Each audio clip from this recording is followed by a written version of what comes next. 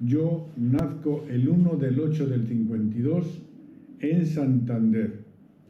Soy nacido y criado en esta preciosa tierra cántabra, en lo cual estoy muy orgulloso, y toda mi familia, yo soy la cuarta generación que ya hemos nacido aquí en Santander, Cantabria. Yo he nacido en la calle Alta, yo soy callealtero y estoy bautizado en la iglesia de Consolación, y mi barrio pues ha sido siempre la zona de la calle Alta y todo aquello, que hoy donde está el Parlamento, cuando estaba todo que era el Hospital de San Rafael en su momento, pues yo me crié en aquel hábitat, los refugios que había allí de la guerra, bueno, todo aquello. Cántabro, pero de pura cepa. De pura cepa. Sí, sí. Leo.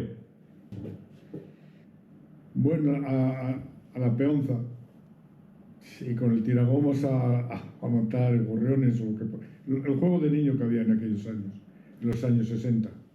Pues yo de mayor quería ser boxeador.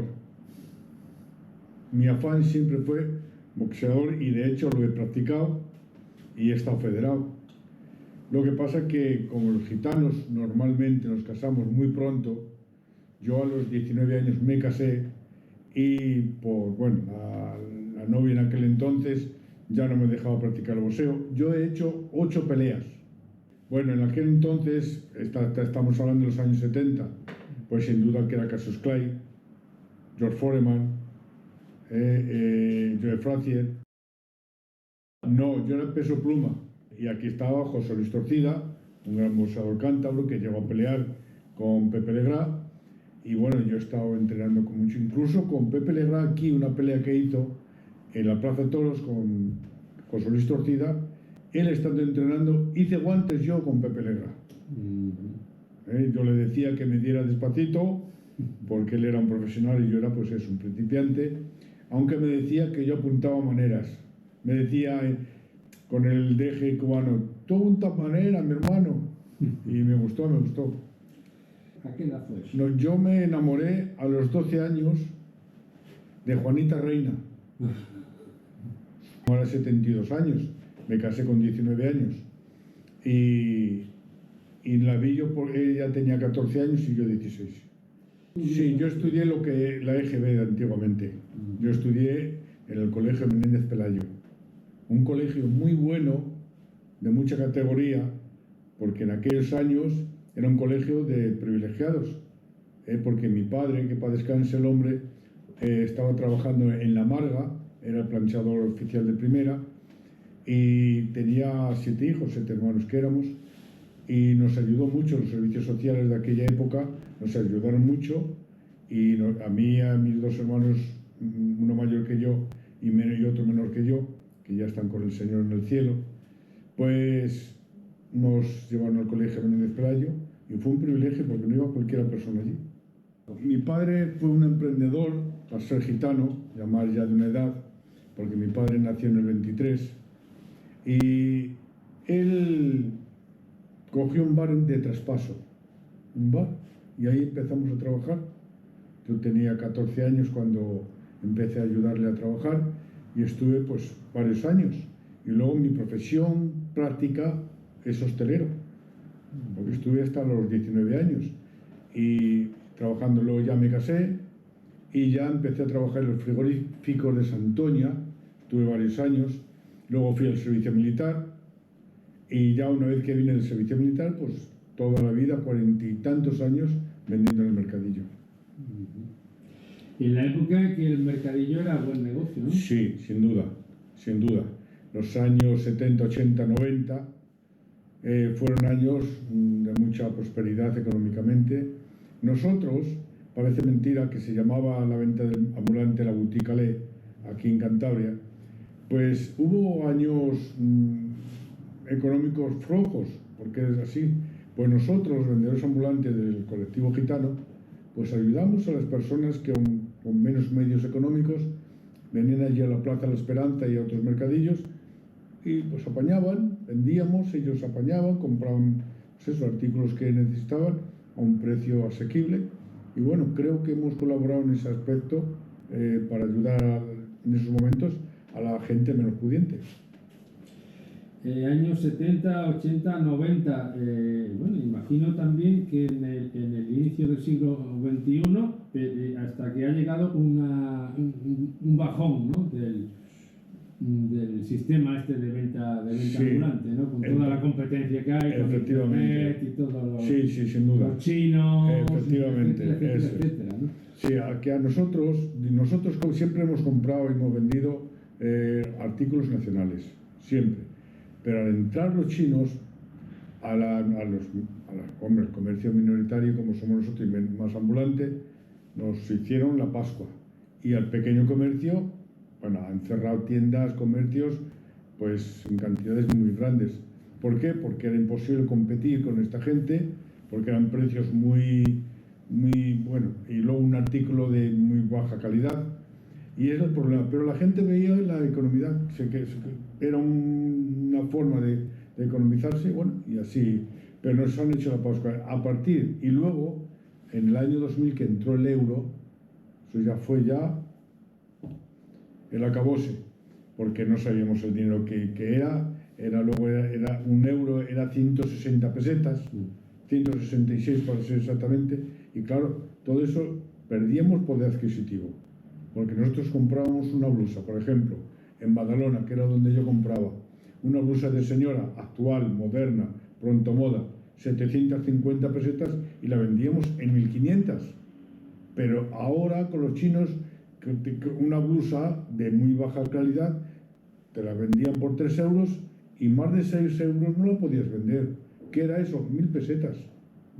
Mirando el equilibrio.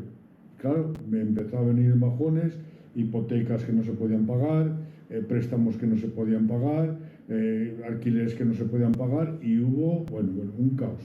Yo creo que fue a nivel nacional, ¿eh? Sí. A mí me bautizaron con un añito, me parece que era, 8 o 10 meses, un añito, en la iglesia de Consolación. Pero claro, eso fue lo que éramos siempre, hemos sido nosotros, mi familia ha sido católica toda la vida.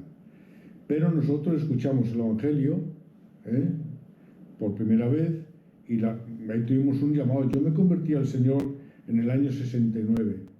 Vino un tal Emiliano, que está con el Señor, un apóstol, que fue el padre de la obra de Filadelfia, y fue el que esparció el Evangelio por toda España, levantando ministerios, levantando discípulos, hasta la fecha.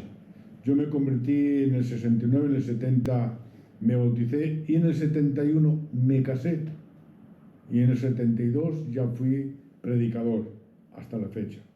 Quiero contar mi testimonio, poco más o menos, de cómo yo he recibido al Señor Jesucristo y cómo he podido conocer la verdad que hay en el Señor Jesús. Hace aproximadamente unos 20 años, estando yo en Francia, allí pude conocer al Señor. Un gitano francés vino y me dio un Nuevo Testamento diciendo que yo lo leyese. Y entonces yo empecé a leer el Nuevo Testamento y vi verdaderamente que allí estaba la verdad. Y de esta manera yo empecé a recibir la palabra de Dios. Y Dios haciendo su obra en mi vida. Y entonces yo en algunas ocasiones, como todos los gitanos, o casi todos, creemos en Dios, pero yo creo en Dios a mi manera. Yo pensaba y creía verdaderamente que había un Dios, pero que a donde estaba yo no sabía la verdad, porque muchas religiones hay, y cuál es la verdad. Pero cuando yo empecé a leer la palabra de Dios, allí vi la verdad. Y es cuando mi corazón se entregó verdaderamente al Señor, sin darme cuenta. Yo hacía reuniones allí en Francia, hasta que después, pasando unos 3 años, yo me fui para España. Y me fui con la Biblia debajo del hombro y dejé a mi familia en Francia. Y entonces fui yo a Santander, a Bilbao. En fin, lleguemos allá y empecé a dar la palabra del Señor en Bilbao. La primera iglesia que Dios levantó a través de mí fue en Bilbao. Después, Santander. He estado unos 6 o 7 años aquí trabajando para el Señor y levantar la obra que Dios levantó a través de mí. Dios me envió para Portugal. Cuéntanos un poco. Sí, bueno, nosotros efectivamente el bautismo que hicimos católico, pues la verdad que no le damos importancia porque fue algo ritual. Luego la persona que es bautizada no tiene conciencia ni opinión propia, pues por cuanto es un bebé. Pero sí, cuando ya éramos mayores, convertimos al Señor, es un paso que dimos voluntariamente.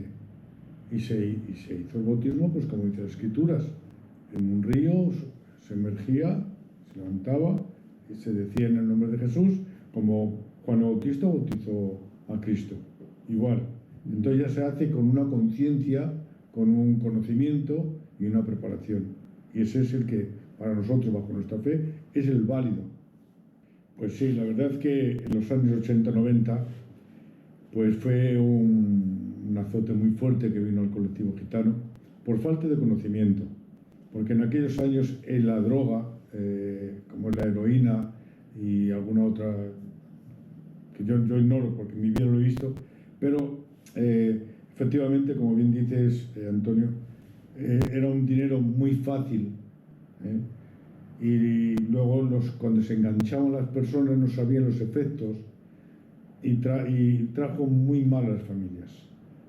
Aquí ha habido gente en Santander pues que se suicidaba, gitanos, personas que aparecían en las cunetas, en los praos, aquí ha habido varios fallecimientos que se han descubierto a los 3 o 4 días porque se les echaban falta y se les veía en una casa derruida, derrumbada, con la jeringuilla puesta en el brazo.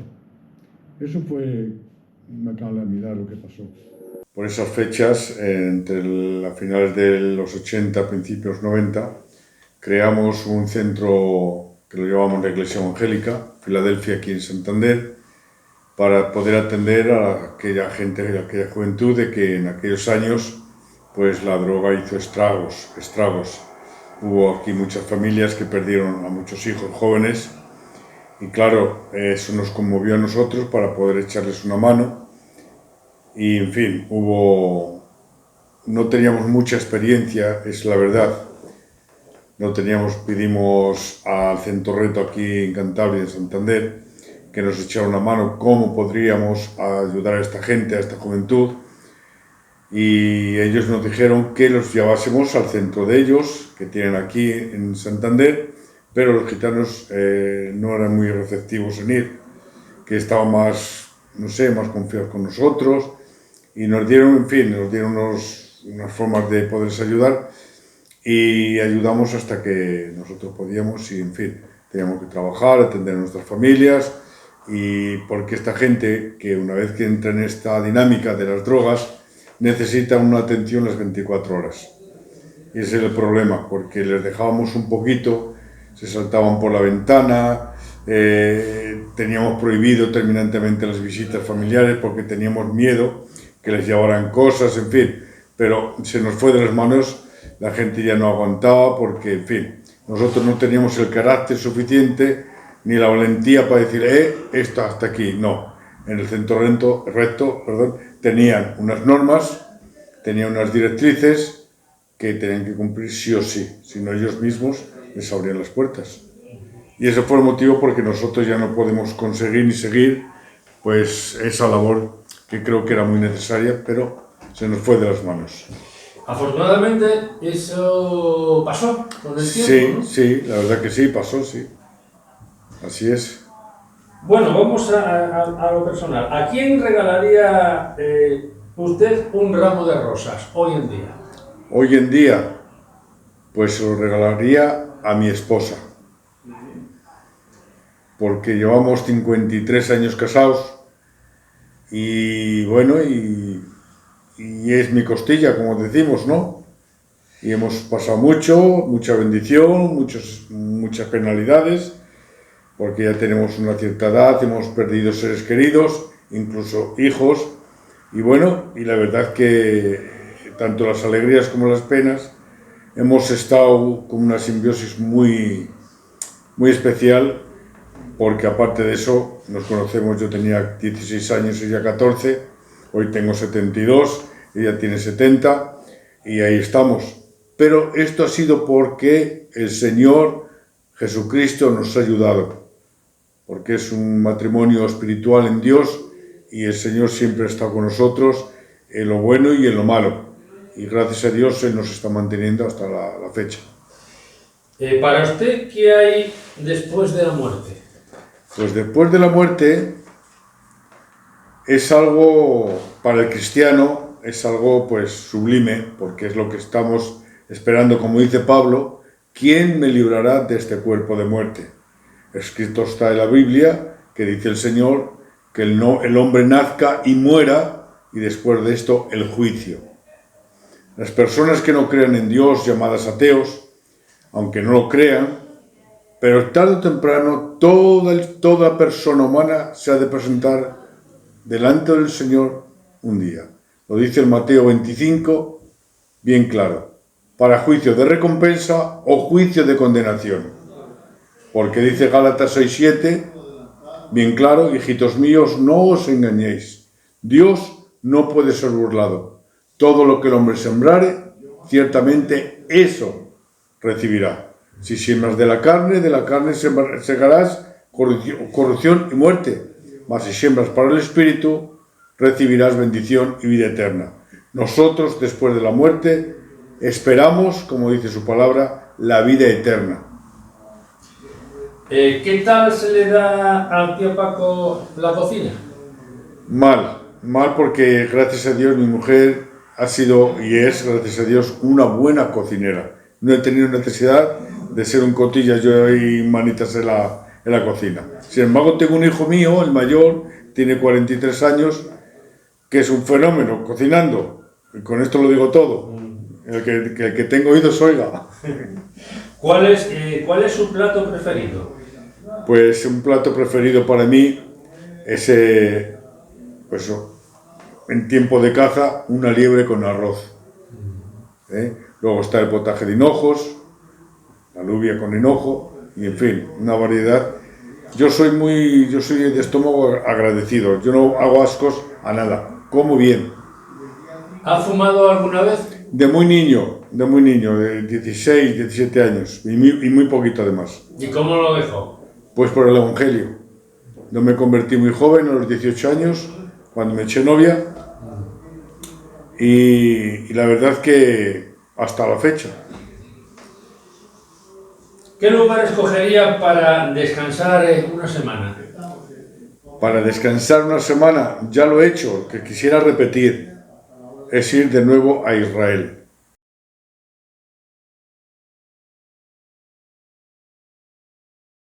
¿Es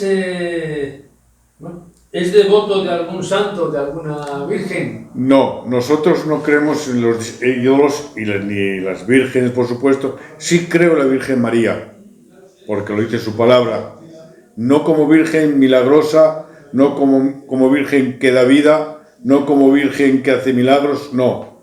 Sino la Virgen, la Madre de Jesucristo.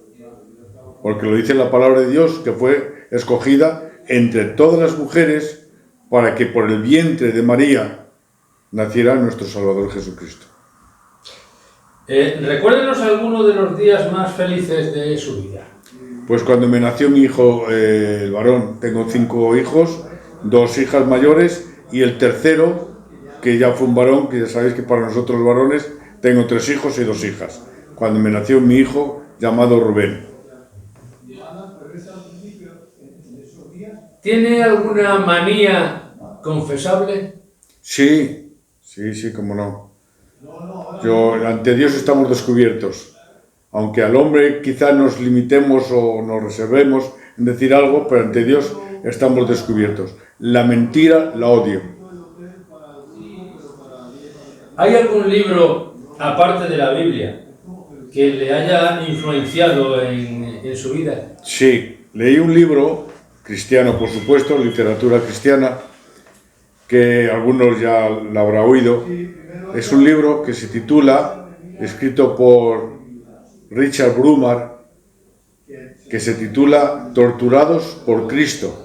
Un libro que me llegó porque es un libro de testimonios y un libro de mucha bendición. ¿Sabe bailar flamenco, la jota, sevillana, salsa?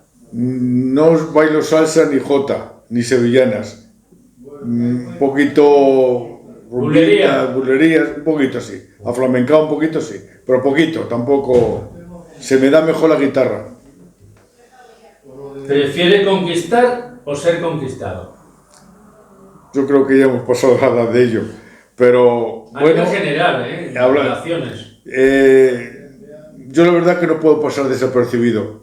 Yo tengo que dar mi ser como soy, no, soy muy social y la verdad pues me abro mucho con la gente. Si eso es una forma de ser conquistador como me ha preguntado, pues sí.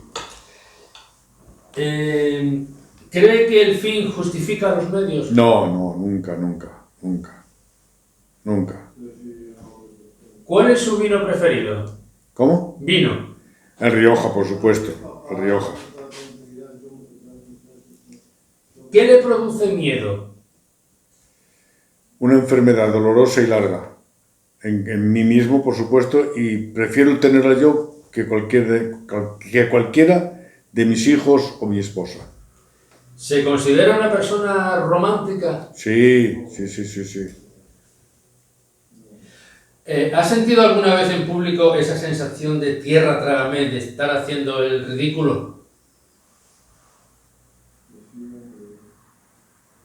Una vez, no sé, hablando en una tertulia radiofónica además, que eso está grabado en la cadena SER, nos llamaron pues para dar una charla sobre el pueblo gitano y había allí un tertuliano que la verdad que me puso muy nervioso porque siempre hablaba del gitano, de lo que fue, ladrón, el gitano en sentido peyorativo, y claro, yo no quería dar unas muestras de enfado, pero él seguía y ya le dije, por favor cállese, que usted de aquí va a salir mal. Esa palabra me llegó y sí, sentí vergüenza, sí.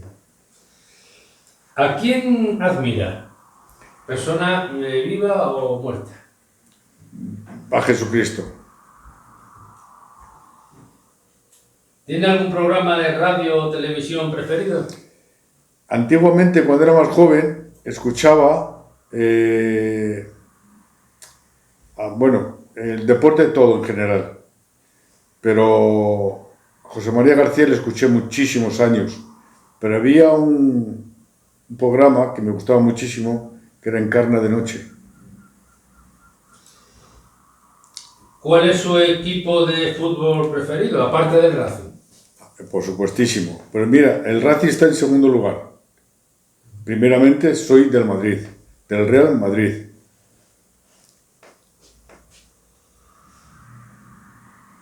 Si tuviera una varita mágica y pudiera cambiar algo en el mundo, ¿qué es lo primero que cambiaría?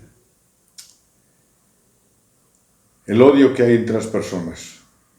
Pondría más amor, más sensibilidad, más tolerancia de la que hay, porque hay tolerancia para el pecado, para el mal, no hay tolerancia para el bien.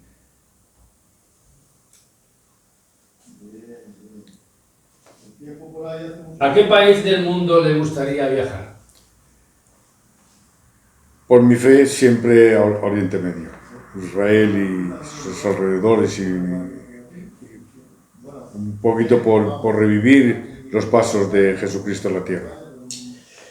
Por su conocimiento o la información que le haya llegado, ¿cuál cree que es el país más justo y mejor organizado del mundo?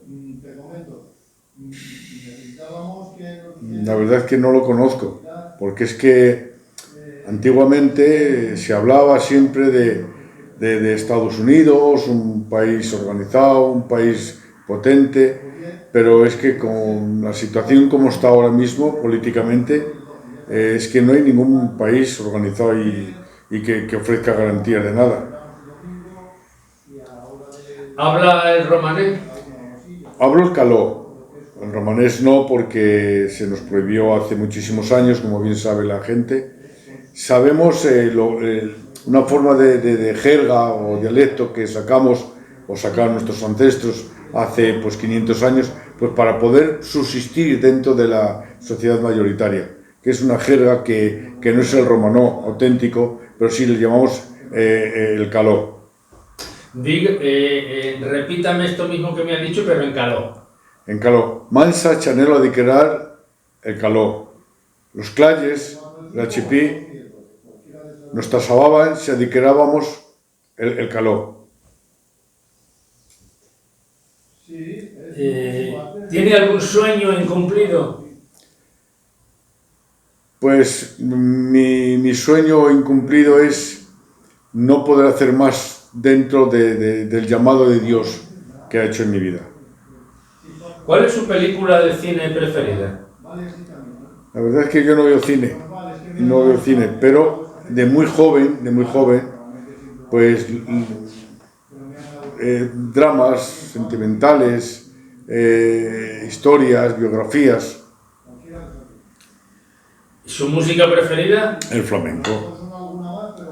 ¿Su tocador de guitarra preferido? Paco Lucía, posible de decir otro.